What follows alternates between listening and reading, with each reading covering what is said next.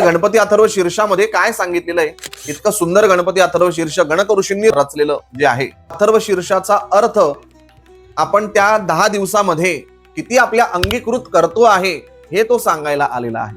त्यामुळे सर्वांनी बसून त्या ठिकाणी पैज लावली पाहिजे. असली की तुम्ही 108 आवर्तन केले तर आम्ही 1008 आवर्तन करू. घरामध्ये गणपती अथर्व शीर्षाची आवर्तन करा.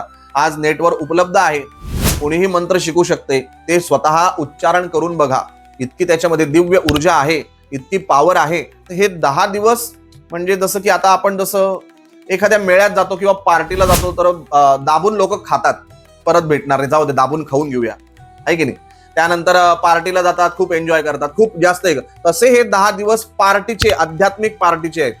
आपण जसं एक एक गुलाबजाम जास्त खातो किंवा जास्त आपण इंद्रिय सुख घेण्याचा प्रयत्न करतो, तसं आपण जास्तीत जास्त आवर्तनाचा सुख घेण्याचा प्रयत्न करायचा आहे.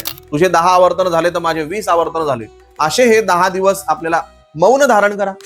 10 दिवस मौन धारण करा. 10 दिवस गोड खाऊ नका. फक्त प्रसादाचा मोदकावर उपवास करा.